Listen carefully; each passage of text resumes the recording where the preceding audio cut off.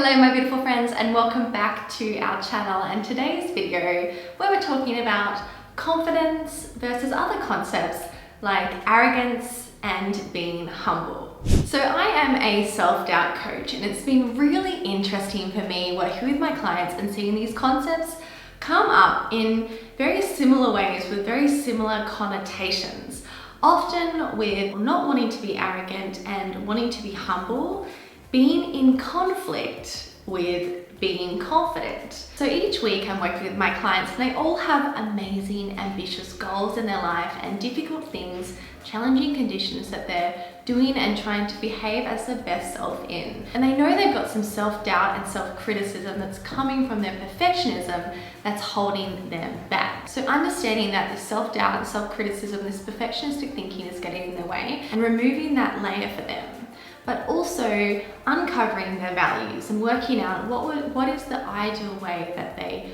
really want to behave and act in and live their life by, no matter what scenario comes up. In this process, we often find that we're not always acting confident, even though we say we want to be confident, that we want confidence in our lives, that we think it will have all of these benefits to us and just be an enjoyable way to live our lives. We say that we want confidence, but when we actually try to execute on that, after establishing what it is, all these objections come up. And common objections for my clients have been, one, that they don't want to be arrogant or be communicating that they're arrogant to somebody else. And secondly, that it's important to them to be humble and they want to behave as somebody who is humble and communicate that they are humble. So interesting. So with it being so common amongst my clients, I thought it would be really worthwhile to make a video on it to open a discussion about it with you guys too. Maybe you've got some connotations with confidence, arrogance, being humble that is not actually serving you and perhaps not actually in line with what you believe or want to keep believing. And I want to give you the opportunity to rethink and restructure your values and your decisions and therefore your behaviors. So let me start off with my definition of confidence, self-confidence. Confidence to me is having certainty in yourself and having self-trust. Certainty and self-trust. And what that means to me in very broad sweeping terms is that in terms of certainty, you know what is in your control and you control that. In terms of self-trust, you appreciate that so much of the world is not in your control. Things happen, things will go wrong, and occasionally you'll do the wrong thing too. There will be things in your control that you didn't execute on in the way that you would like. Probably forever and always, frequently. But the self-trust element is that when things are out of your control, or when you didn't control things in the way that you wanted to, you still have your own back. You still take care of yourself. You don't throw yourself under the bus. You don't beat yourself up. So those two elements are the core of confidence to me. Having self-confidence, having that certainty and having that self-trust. With those definitions and those guiding principles, then you go out and behave with confidence in all these different scenarios in your life. So it looks different in different places. But those definitions, those components, will help guide your behavior and help you make decisions in your behavior and help you reflect on and judge if you were behaving in confidence or not. This way is really fruitful and impactful to me because it requires that you're taking responsibility for the things that are in your control and you're releasing responsibility for the things that are not. Some of the things that are in your control is understanding your value and the value that you have to offer, understanding your weaknesses and the place that you want to work more on, and then executing based on those things. Now, I want you to note with this definition of confidence, with having this certainty in the value that you offer being included in that definition, this has nothing to say about you relative to somebody else. And now we can talk about arrogance and being humble. So my beautiful, amazing, successful, ambitious clients are taking this definition of confidence and going out and acting in the world aligned with that definition. Like I said, this is not a simple thing to do. Every scenario in our lives is a little bit different and challenges us and triggers us in a little bit of a different way. And so we celebrate what we like, but we will troubleshoot the things that we didn't like and we want to do better in. And when my clients have brought back these scenarios in their lives, it's been so interesting to see these repeated common objections come up. The reasons why they decided not to act confidently by this definition in that scenario, i.e. their behaviors when we looked at the cognitive programs that they were running, their behaviors weren't showing up in that confident way. Their behaviors weren't conducive with that confident emotion and thought. So examples of when these objections came up and they decided to act in a way that wasn't conducive with confidence, but instead conducive with avoiding being arrogant or being humble. Here's what this looks like. Here's some of the scenarios where this came up for my clients. So for example, they would decide in terms of their behavior to mute themselves in a conversation or in a meeting, where otherwise they knew that they had some value to offer to share with the group or in the conversation. Another really common scenario is people pleasing. Another scenario, when receiving a compliment, responding in a self-deprecating way. Another scenario, when in conflict with somebody else, even when it's not fiery emotional conflict, if somebody has an opposing opinion or decision or answer, and you would like to offer your opposing opinion, decision, answer, you decide not to. And I would be totally happy, let me be clear, if my clients came back to me and said, yep, that felt good. I'm happy with that situation. I like the pros and cons combination that I got to take out of that scenario, that I chose for myself in that scenario. I like that I didn't speak up at that moment. I like that I didn't offer my conflicting opinion. I like that I responded in a self-deprecating way to the compliment. But that wasn't the case. For my clients, they want to live in their self-integrity. I think all of us want to live in our integrity, and anytime that we're not behaving in a way that we're proud of or we like our reasons for, or we're in our values, then we will feel unsettled. And I don't think it's a positive thing to just accept that lack of integrity in your behavior. I think that will ultimately drive us crazy and make us sick. So here's what happened. Superficially, they had some compelling reasons, some driving forces. So for example, they decided to act that way because they didn't want to be arrogant, or they decided to act that way because they thought that that would be the humble thing to do. The driving reasoning in these scenarios was avoiding being arrogant and moving towards being humble. When we then discussed more about what arrogant and humble mean to them, now we see all of these thought errors come up. Sounds quite reasonable if you just leave it at that. I don't want to be arrogant, I want to be humble. Sounds quite reasonable to me. I would probably nod my head and agree, yeah, I don't want to be arrogant and I do want to be humble too. But if you're going to live by those values, if you're going to make them your values and use these terms as things that drive your decisions in your life, you better be clear about what those things mean. And here is what I keep finding these terms mean in my clients' lives. With arrogance and with being humble, to my clients, this means they're judging their value as a person relative to another.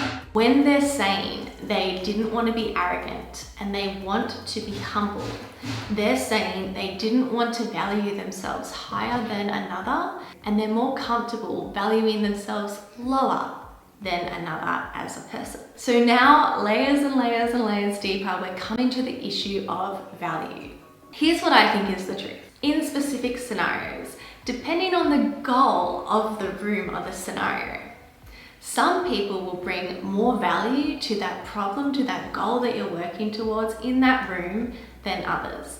That's a factual truth in my mind, and that says nothing about the value of the person as a whole. My clients agreed with this too. These were my clients' thoughts, that the value that can be offered and how valuable something is relative to the problem or the goal at hand. This wasn't a problem for my clients. This didn't bring up any stirring emotions or ideas about being arrogant or humble. But then we found the thought errors. And the idea was this labeling concept that perfectionists do. It's one of the cognitive distortions that I think is one of the core injuries in perfectionism programming. We take a certain aspect of our lives or our capabilities And we use that to draw a reductionistic idea and put a label on us as a person. In these scenarios, for example, we say if my answer was right or stronger than somebody else's, and I brought more value in that scenario, therefore I am a more valuable person. And the things that were really causing a problem for my clients were thought errors like, I am making them feel less valuable as a person. I'm communicating that I think I'm more valuable as a person. I need to reduce my value here so that I don't make them think that they're less valuable and feel XYZ. Whatever emotions that my client was trying to protect the other from. And I think these are all very considerate, thoughtful, empathetic ways of thinking. And that is classic for my clients, and it's why my clients end up with these problems of being self-doubting and self-critical and not fully expressing themselves and their values, because they are trying to manage and take care of other people's thoughts about themselves and other people's emotions about themselves, because they know how critical and hurtful they can be for them. So now, by pulling up all of these ideas around arrogance and being humble versus being confident, we can see all these thought errors. And by addressing the thought errors, we have an opportunity to think about what we actually think is true, what actually aligns with our values, and then behave differently in the future because we're thinking differently now. But as long as these concepts of avoiding being arrogant and being humble run under the radar as just being some truly important thing and the most important thing, without the questioning, there will be no change. So this is how I'd like you to think about it. Yes, if you walk into a room that has specific goals and specific talent sets, specific problems and specific needs, in some cases, you'll be more valuable in that room than another person in terms of specifically whatever goal or aim the room has. Context-specific value. This is not the same and should not be conflated or confused with being less or more valuable as a person as a whole. This is such a reductionistic way to think about, to assess, to make a verdict on value. Your value as a person. But this is classic habitual perfectionistic thinking. This labeling concept, and also heavy tones of black and white thinking in this too. When my clients and I sit down in this authentic, vulnerable, honest space, we get down to the point that they believe that life is multifaceted. You can't assess somebody's value based on one specific context like that. And even more importantly, value is contextual, and value is in the eye of the beholder. Say you're in this specific room that had a specific goal. One person might think that you added more value with the component that you moved the group towards the goal with, and another might think that you added less value than another. Without clear metrics, even in that context-specific value, how are you assessing what is more valuable or less valuable? I think the most useful redirection here, and the perspective that's working for my clients when their brain offers these habitual comparisons and wants to draw these quick labeling verdicts, is the concept that everyone has equal value. You're valuable and I'm valuable. When we're talking on the value as a person level, right? And therefore, when you're thinking with that way, when you remember that that is what you believe, that no person is more valuable as a whole, as a person in this world, how can you assess value?